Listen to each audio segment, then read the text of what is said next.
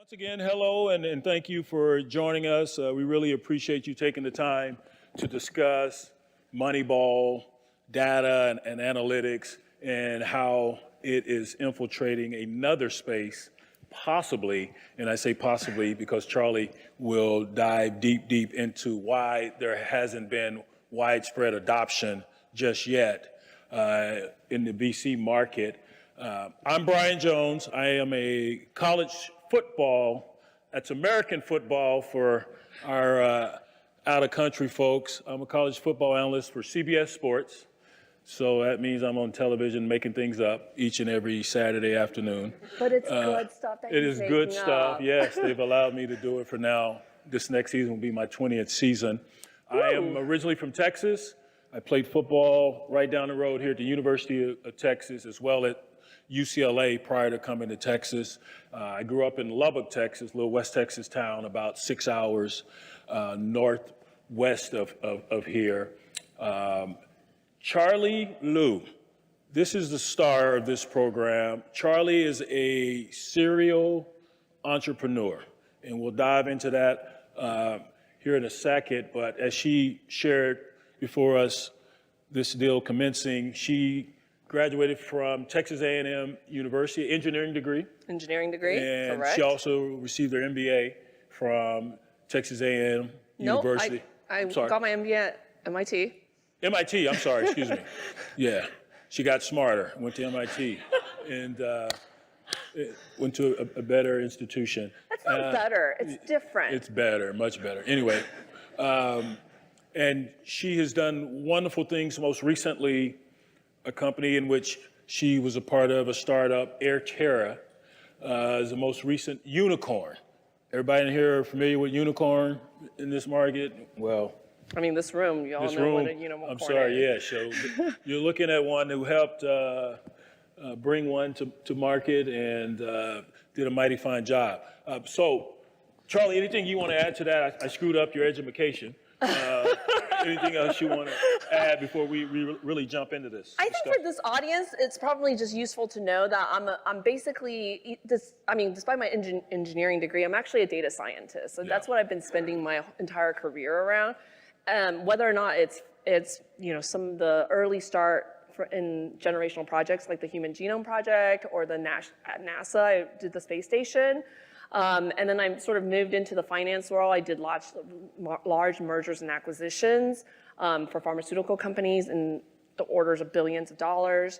And then I kind of caught the entrepreneurial bug and started a lot of data heavy, including AirTerra startups that are really driven by data analytics. And then after I did my last startup and it became a unicorn, I felt it was important for me to come back to the venture space and actually invest in a way that's much more data-driven. So, so that's kind of the. That's why we're here, and it's based off of Moneyball. Back in 2011, there was a fantastic movie with Brad Pitt and Jonah Hill, and it was based off a book by Michael Lewis, and it was set in Oakland with the Oakland A's. Forever, I'm a baseball fan, some of you may be out there as well, and the Oakland A's was one of those lower market teams that always struggled with a tight budget, and they were seeking a new way to identify players. And along with Jonah Hill's character who came from the Ivy Leagues, they were able to take a data-driven approach to evaluating players. And so they found throughout this method that there are a lot of undervalued baseball players. And if you just stripped away the legacy metrics, batting average, things of that sort, and you looked at other things, on-base percentage, and how many times did they not strike out instead of the amount of times they did strike out. And he used that approach to make this team a very good baseball team, despite their issues from a budgetary standpoint.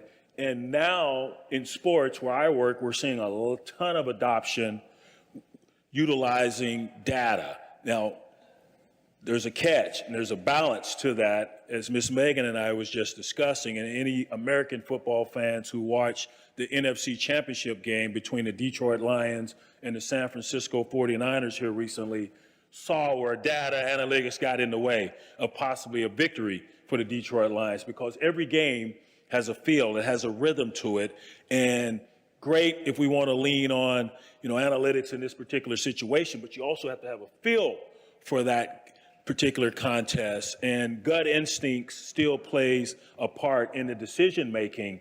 And that's where we turn to Charlie, because she's still seeing the old way of doing things. Those old modalities are still in place in the venture capitalist world, and she thinks, and there are others who came a couple years ago and said there'd be widespread adoption in this space and that by hasn't happened. 2025. You don't see that happening. Yeah, so I mean, there's a similarly titled session in 2022, also called Moneyball. I can't exactly remember what the title was. It's the same concept. And they had quoted a statistics from Gartner from 2021 saying that by 2025, nearly all venture capital decisions will be made by AI. And that just isn't true. I see people who are venture capitalists shaking their heads, right? That's just not happening. I've talked to hundreds of VCs at this point, and I would say less than 40% is even using any sort of analytics, much less AI, beyond just looking at performas. And so one of the things that we wanted to talk about is the opacity of venture capital in general, especially in early stage venture capital, because that's, when you have no transparency, that's how you create all this bias.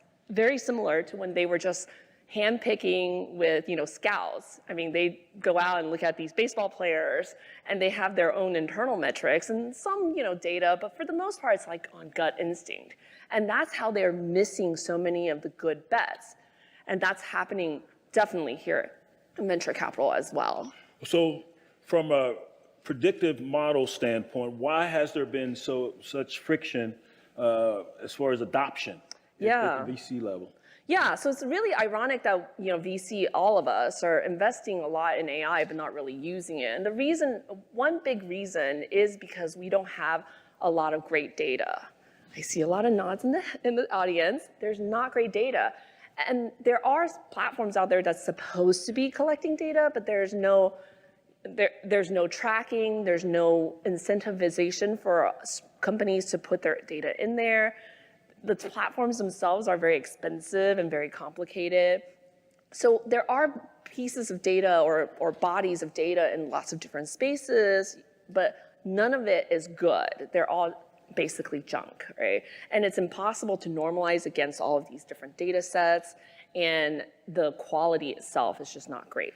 So why not build your own platform with good data? Exactly. So that's where we're going, right? Okay. So before we get too far into that, I think it's good for the audience to really kind of understand the opacity and the bias that's happening in venture. I know I alluded to some of that, and I think a lot of you who are living it really get it. But I think for those of you who don't have the background, it's good to understand some of the statistics. For example, 95% of all venture capitalists are white male above the age of 50.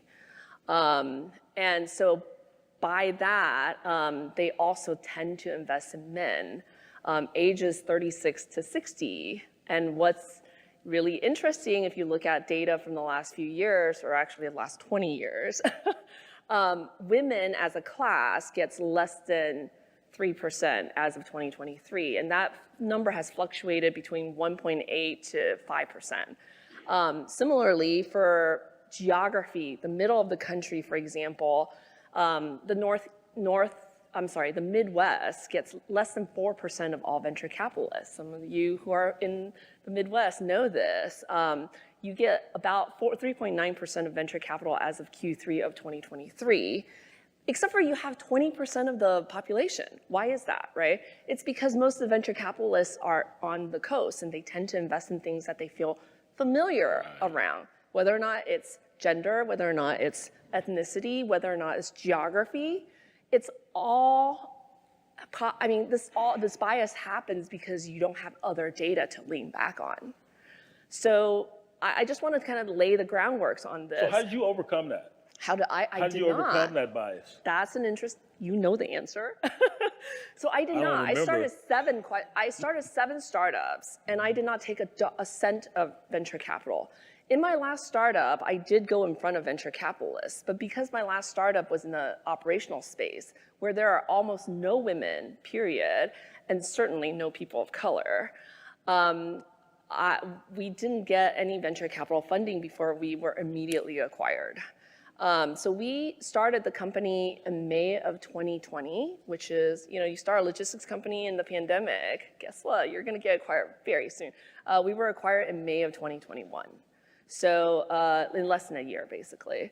And that company is now a unicorn. So I think for people who say, oh, it's because I'm so smart and that's why I have a unicorn, they're not taking into account the fact that luck has a huge part to do with how you succeed. And so I did not overcome the venture capital hurdle. Although having made a unicorn, I could now walk into any venture capital firm and get money. Any of y'all need some money? You heard what she said. Y'all better leverage that. I am. Yes, he's already pitched me. Oh, I'm pitching her. They will now welcome you into the room. Okay, let's go back to the original question. Why not build your own platform with good, reliable data? Yeah, so that is the goal. So I'm a data scientist by training and by nature and by every dimension of data science. I'm basically a data nerd.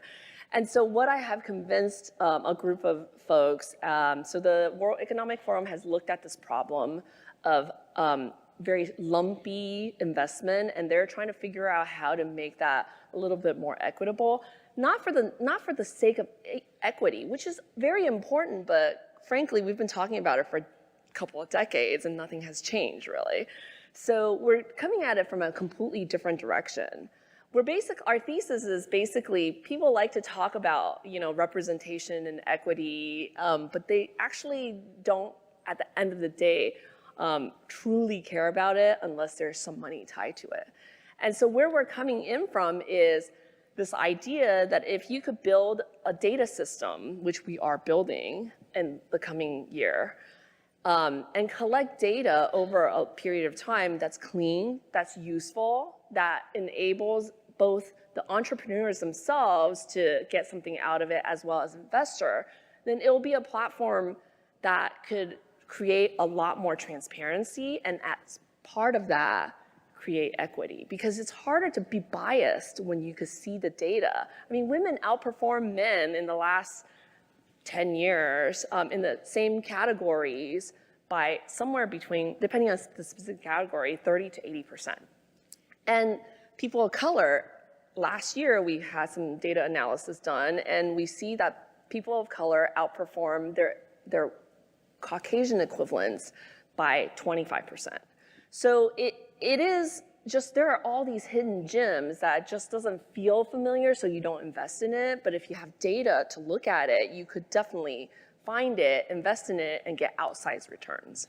So mindsets are changing. It sounds as though that's what Minds you're are not describing. changing. Dollar is talking. Well, money always moves the needle, yeah.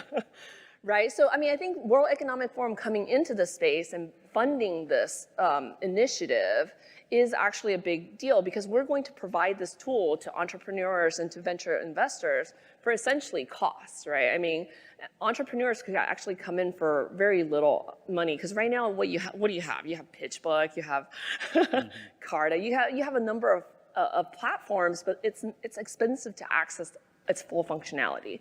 And what we're going to try to do is make this tool very useful and available to folks who really need it, and to be, as a byproduct, create a data set that's actually useful for AI.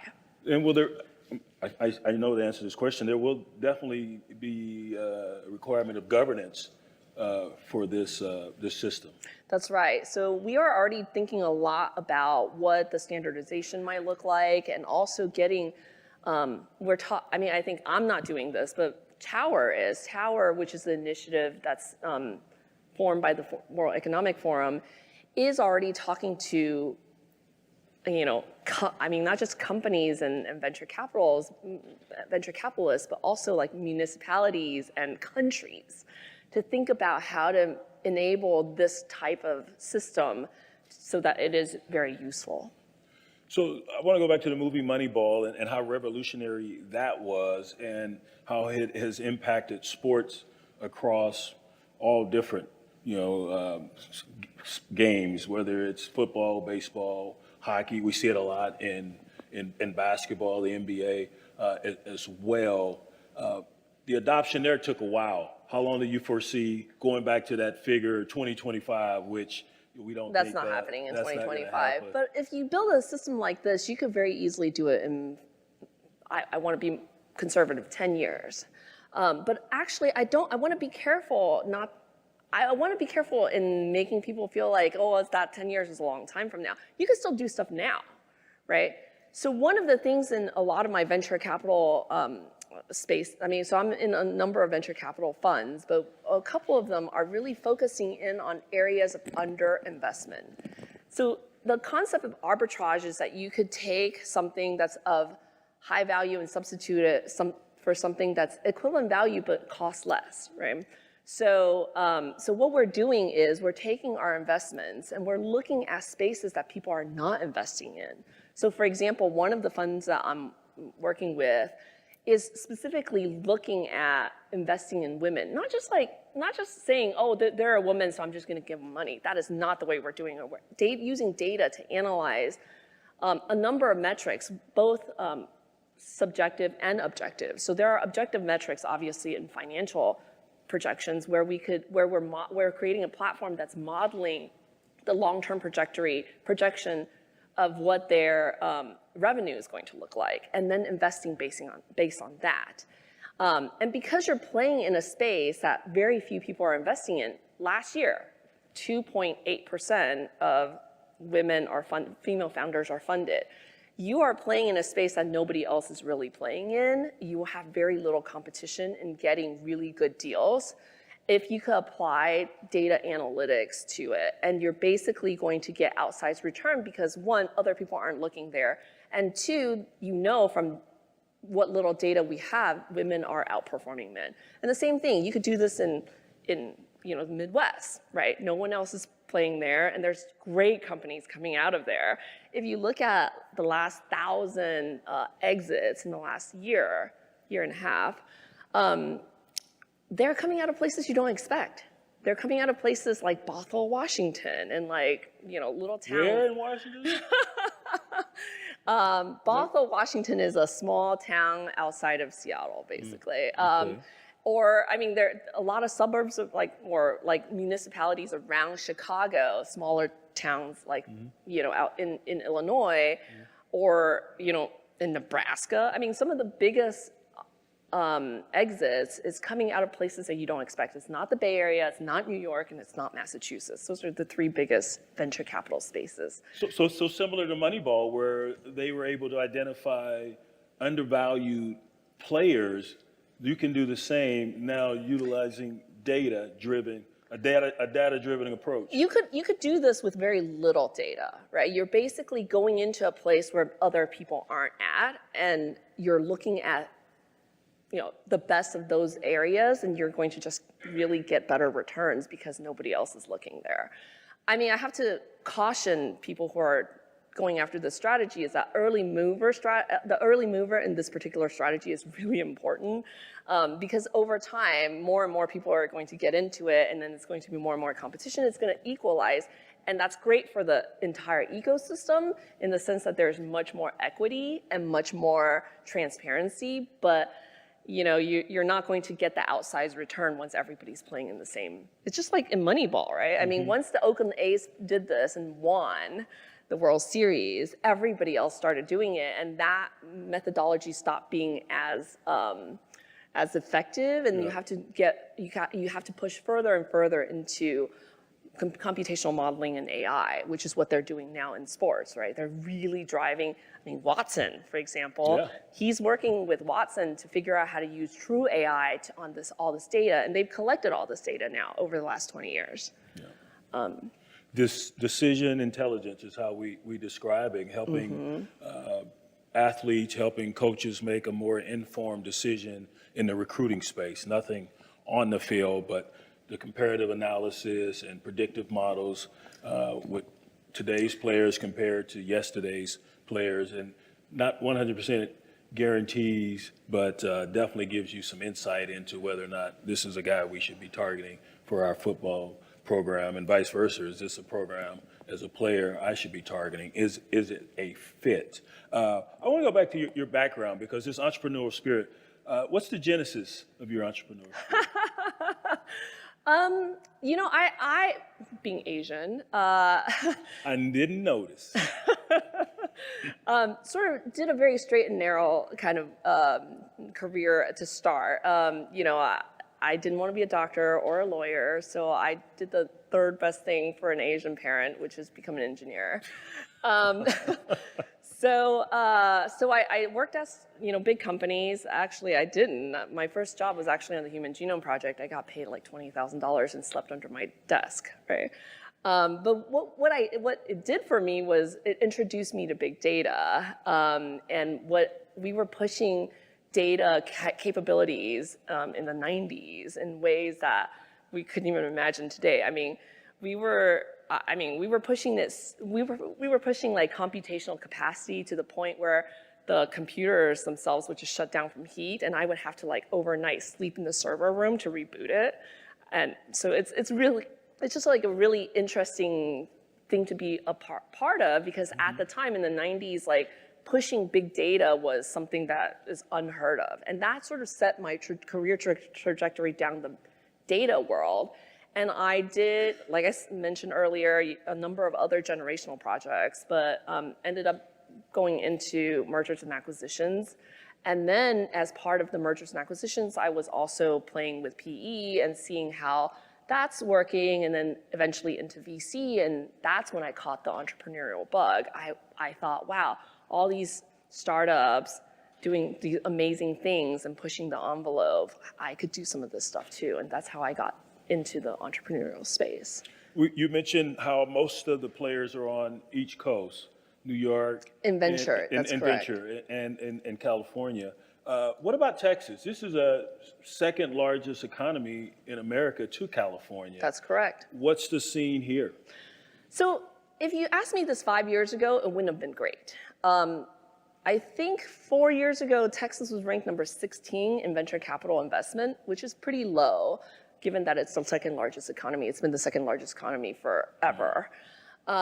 It's done a really good job in the last 5 years raising its profile in the venture capital space. So as of last year, Texas is ranked number 4 in venture capital investment.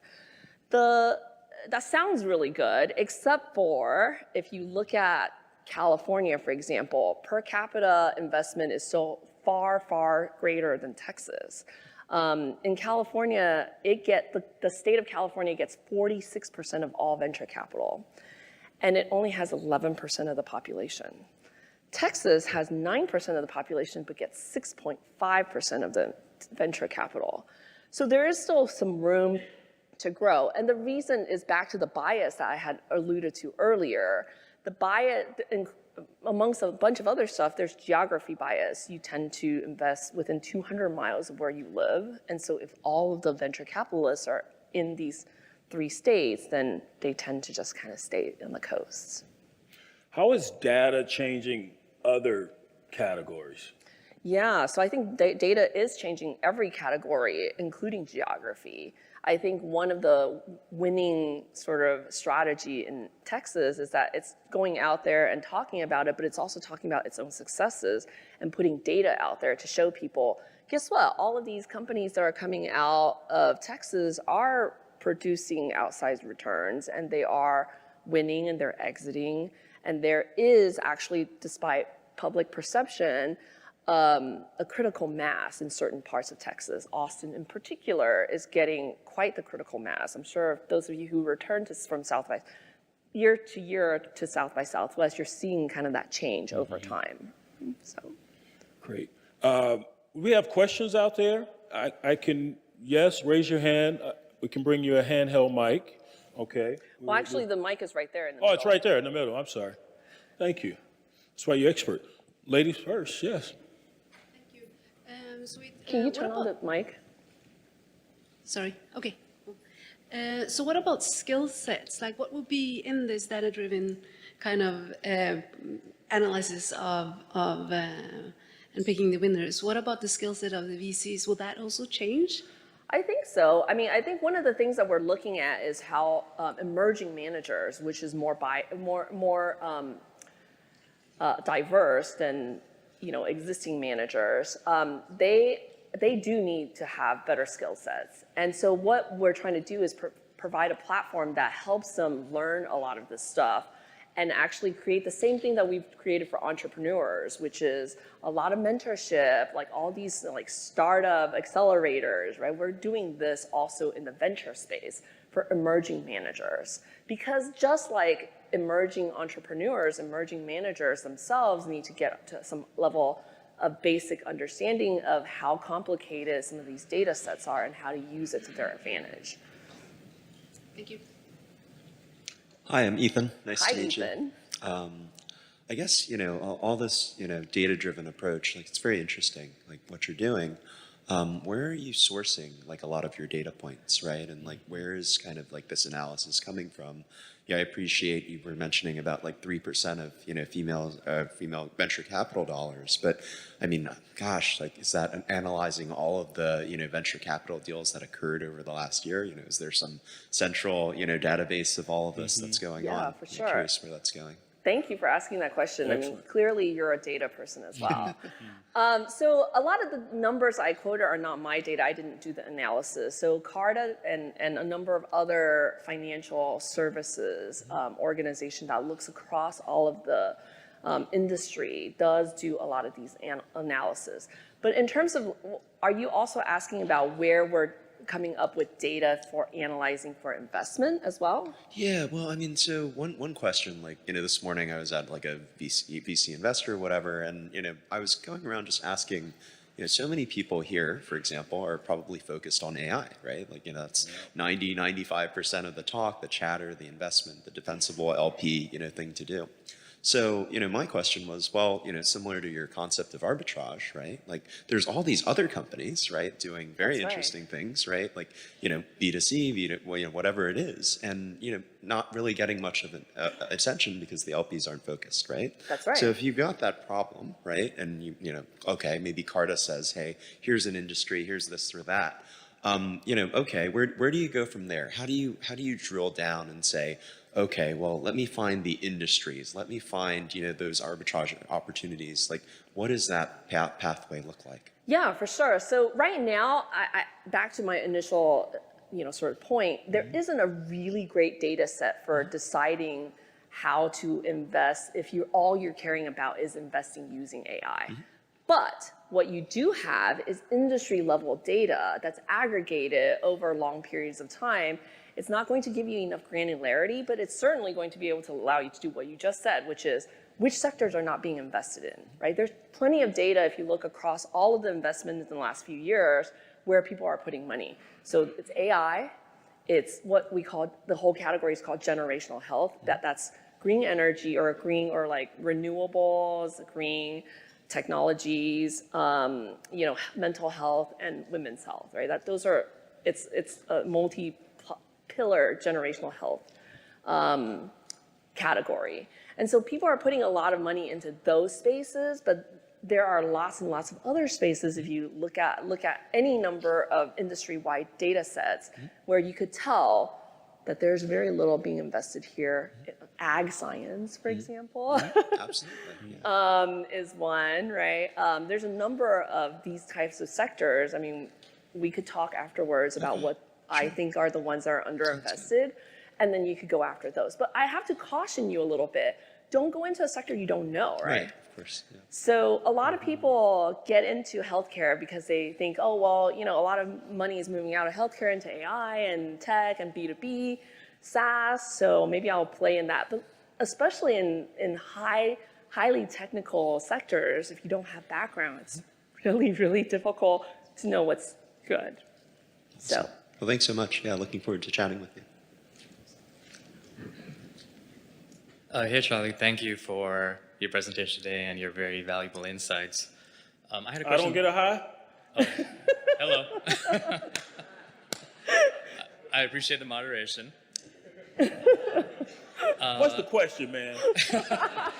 So I think my question is a little bit tactical and a little bit personal. So I sold my company last February, and I'm kind of in between right now trying to find the next idea I want to do.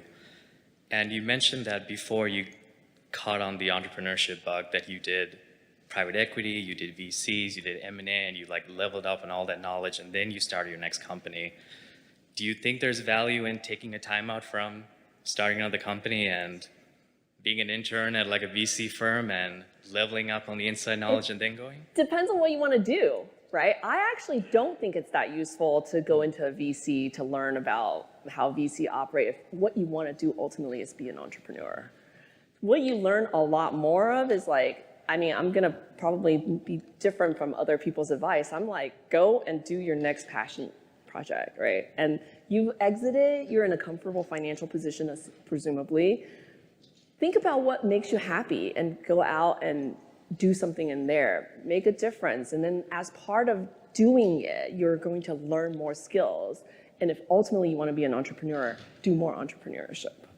Got it. I had one last question, which is, you mentioned the MBA at MIT was different. I was curious if you could kind of elaborate on that. Did I say it was different? It is different, but I don't remember saying that. Everything's different than Texas A&M. That's what she was saying. So I have to say, as a woman of Asian descent, my parents wanted me to go to Harvard undergrad, and I chose Texas A&M because I was such a quirky nerd, and going to a party school actually helped me in ways I didn't quite understand at the time. It developed my social skills. So I don't think MIT is particularly better. It's different. It gives you a different kind of education. I also got my master's degree in engineering from MIT as well. And that is a very, very different experience than getting my engineering degree from Texas A&M. It's just a very different approach to understanding complex problems. So I am very much not the person who advocates for top tier schools, unless all you care about is the network, in which case, yes, go to a top tier school. But what you care about is learning. It doesn't matter where you go, as long as you have this passion for knowledge. Awesome. Thank you. First time I've ever heard Texas A&M referenced as a party school. Oh, come on. We're going to hang out at the Cracker Barrel tonight. So I run like a quantitative hedge fund. So what we do is basically very similar, I imagine, to what you guys are doing now.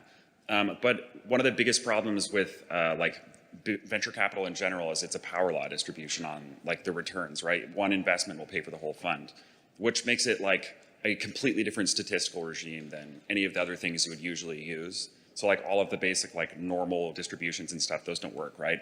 And I was curious, is that like the kind of rigor that you guys are going to have to do? And like the data sets, I imagine, are much more difficult to get use from since they're so small to begin with.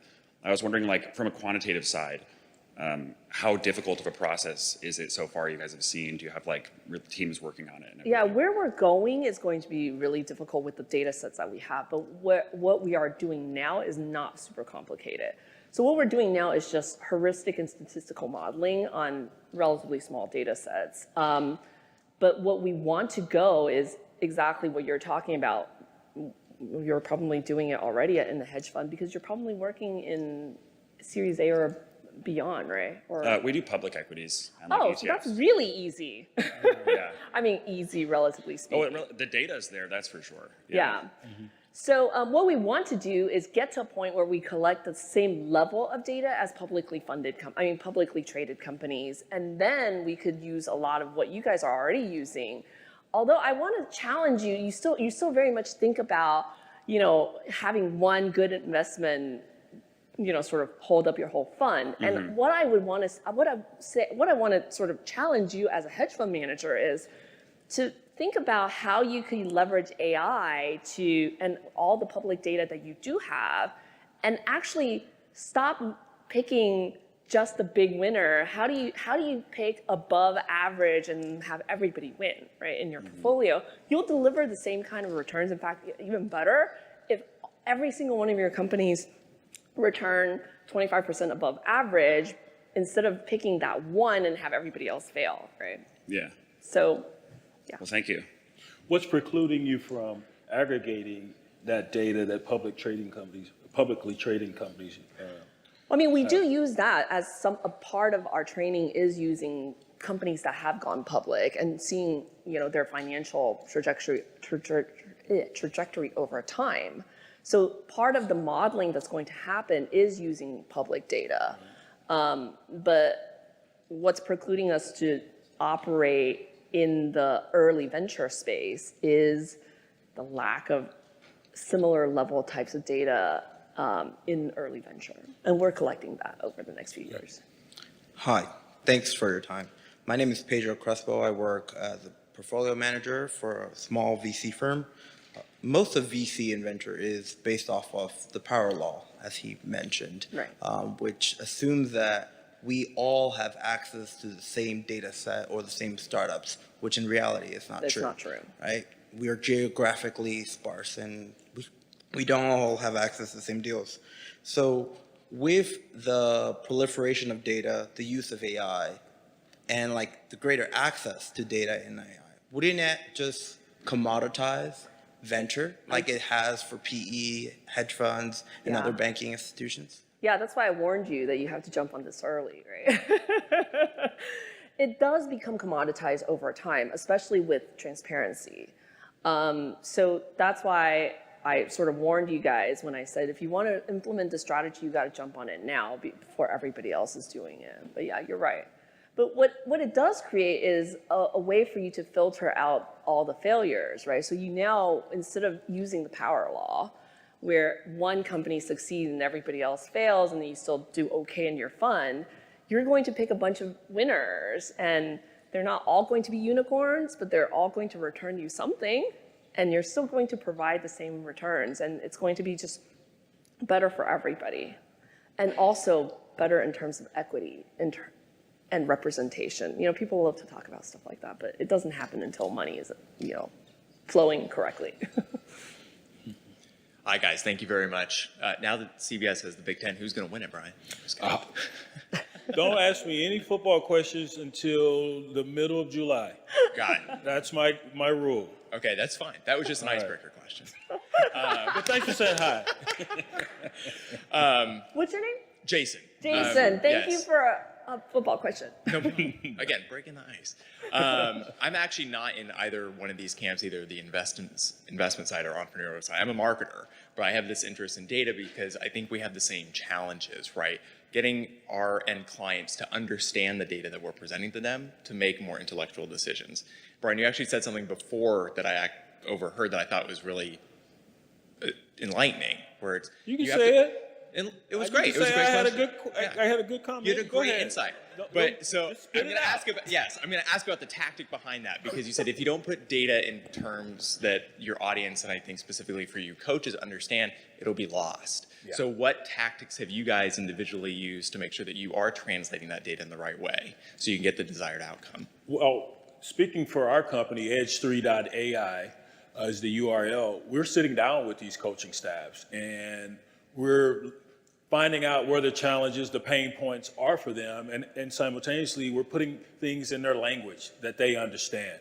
That's the missing aspect I find, especially in the sports world, where I primarily play, is that people go in with this idea that one size fits all, and they really don't have an understanding of that landscape, especially now. If you're a college football fan, you understand all the turbulence that space is I was going to say enjoying. They're not enjoying it, but experiencing with NIL, with the transfer portal. So the key is, one, aggregate all this fragmented data that's out there. The data sources are there.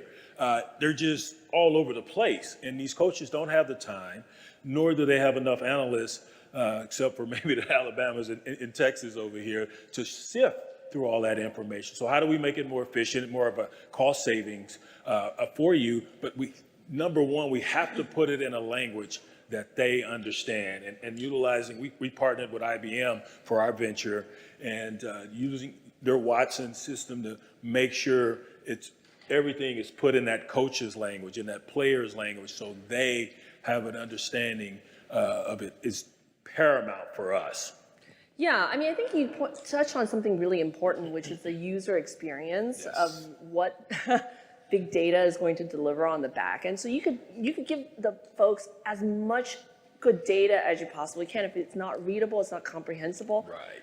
nobody's going to use it, right? So a big part of what we're thinking through is how do you make this more accessible, and yes, unfortunately commoditize it, but a lot of it is about thinking through the user experience. And from a marketing standpoint, there's some stuff that's come within our purview that will allow these colleges who are now being asked for tons of money from these athletes even before they prove themselves. So how do we measure their reach and their viability for a particular brand or an NIL campaign? So that's going to be huge down the road. Is you got a third string running back coming and asking the coach for $100,000. Well, why the hell should I give you $100,000? What have you proven? You're third string. But now we can measure their market reach or lack thereof and make a more informed decision on who gets our money. Absolutely. Thanks, guys. Thank you. Hello, I'm going to say hi, Bryan, first. Thank you. Sean, I'm an early stage entrepreneur. I found the way you described your platform pretty interesting. There's not a lot of historical data, as you know. It's always pro forma and operating models and things like that. So it's predicting the future.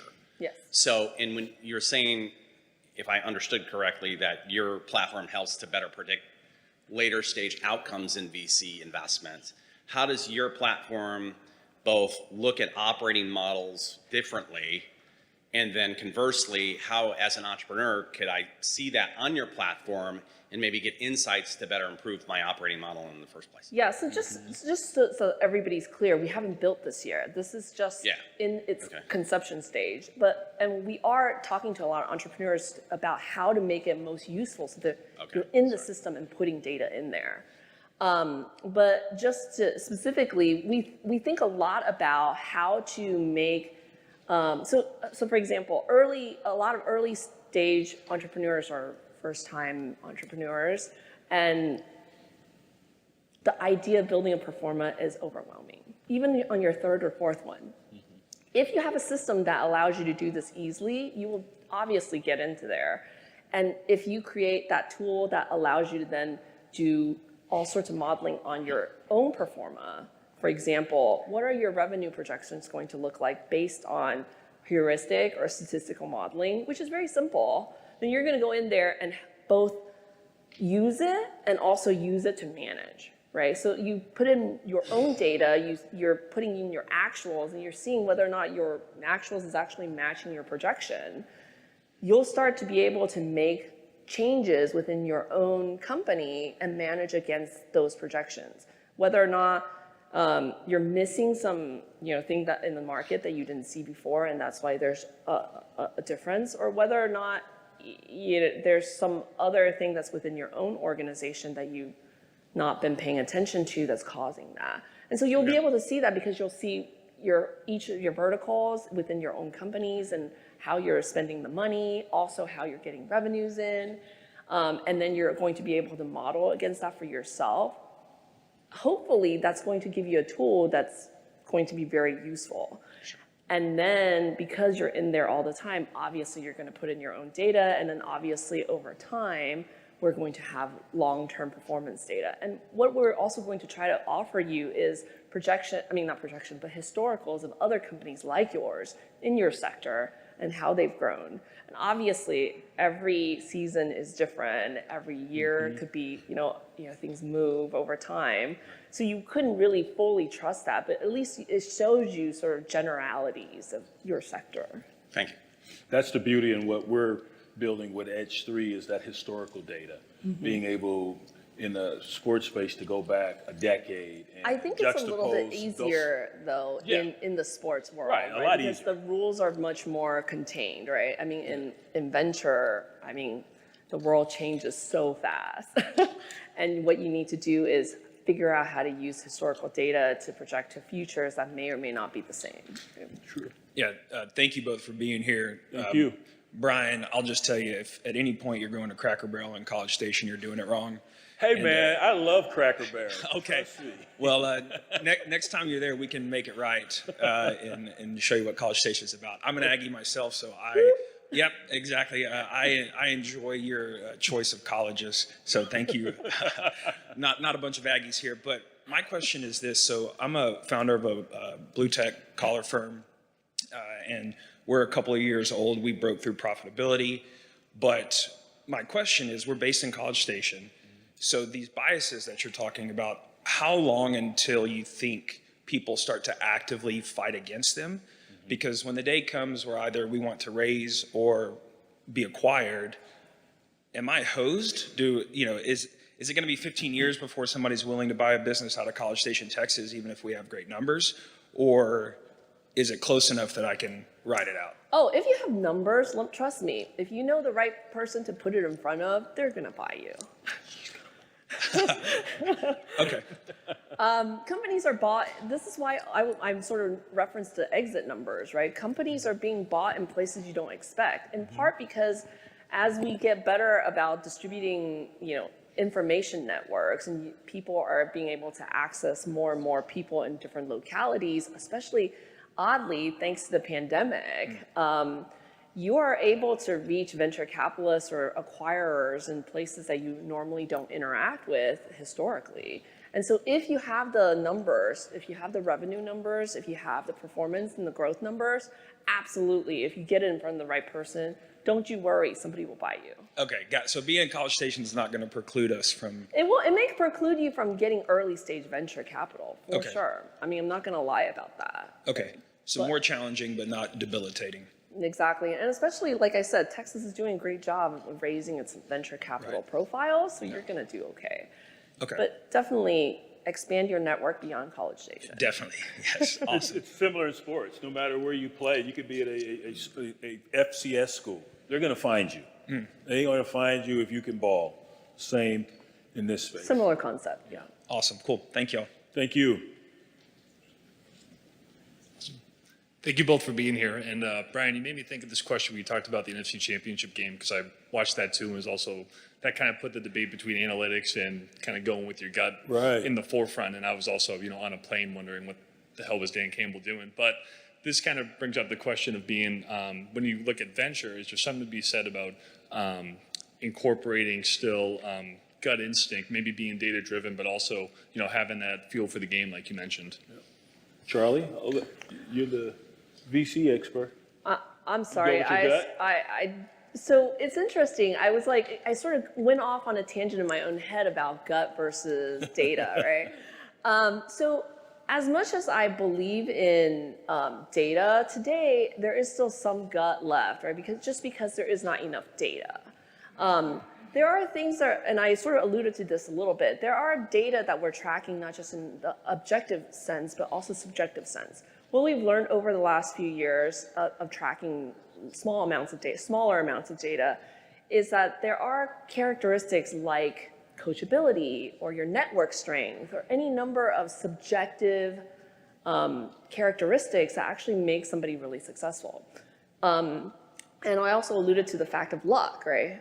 That's something that you can't really predict. I mean, nobody could have predicted the fact that a pandemic was going to happen and us starting a company in 2020 was going to, turn into this big unicorn, right?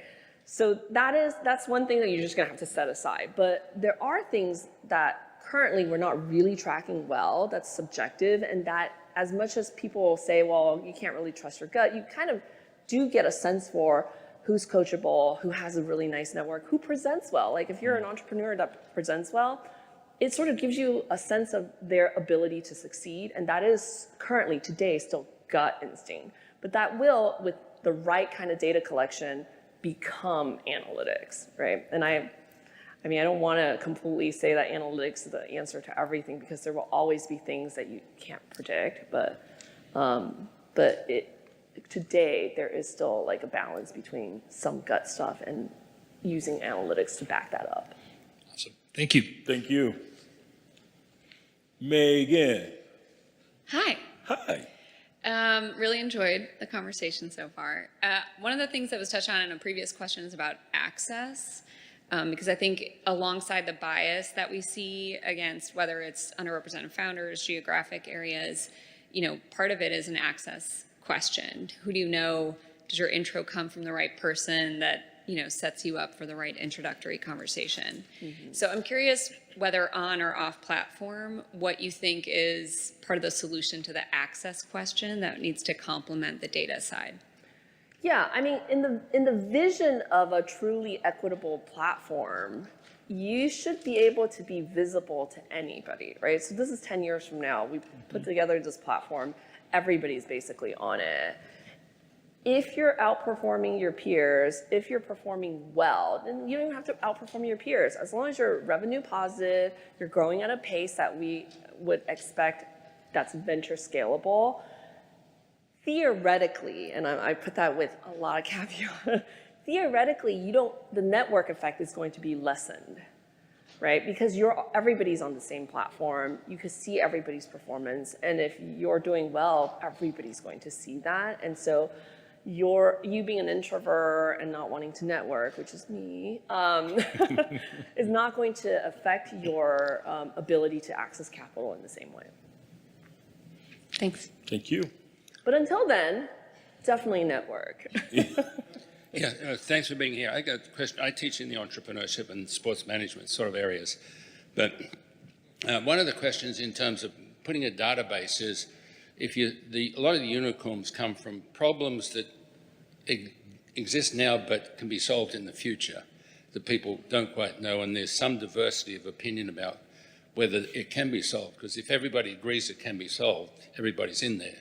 So how do you build a database of problems that are really important, but you don't know when it's going to be solved? Okay, so I want to challenge your first thesis, which is a lot of unicorn come from things that are future solutions. And I actually think if you really look at the data, most unicorns are not that. Those are the unicorns you hear about, right? You hear about the Airbnbs and the Ubers and the SpaceX of the world. But if you look at the full data set, most unicorns are very common technology addressing very common problems, put together in a way that's interesting and accessible. Okay. So that's number one. In terms of what you're specifically asking, how do you data analyze something that's a futurescape, right? And I think I mentioned earlier, I think it's really difficult. What you could do, like I said to Megan in her previous question, is collect enough data to be able to see trajectories of companies that are addressing problems that are gaining speed over time, right? And so that's a way to capture these earlier on. If you have enough data as historicals or currents to work to train your AI model set, theoretically you should be able to see them despite the fact that you can't predict the future. Okay, I mean, I've done 2 reports for the World Economic Forum, so I'm happy to chat to you 2 at a different stage. It's not easy to do reports. Oh, it's definitely not. Yeah, I mean, you need a lot. no one said it's easy. No, I meant the reports. There's a lot of resources you need to work with that. Oh yeah, organization. that's why there's a lot of money being poured into it. Hi. Got a question as well. So far, we were mostly discussing how quantitative data is being used for data-driven decision-making in VC. I would love to hear your take on, do you believe whether or not AI is also able to make use of qualitative data-informed decisions? I mean, as a data scientist, my answer is going to be yes. Of course.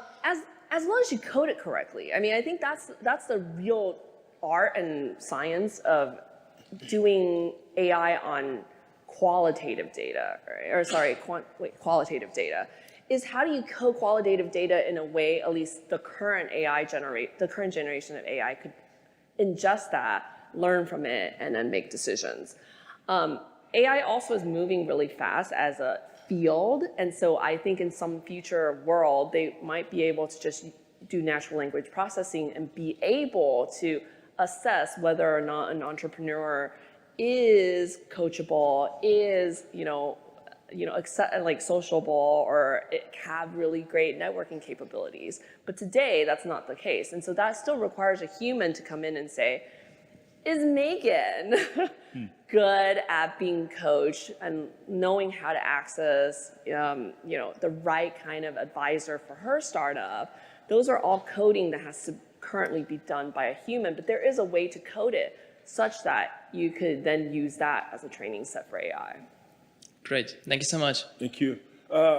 We discussed earlier what data is doing across different sectors in the genome sector. Share with us what you were able to accomplish in our justice system just recently. So because I'm a data nerd, I sort of use big data as a hammer to solve every problem. And I have done a lot. What he's alluding to is that I'm using it to do a lot of impact work that's not venture capital.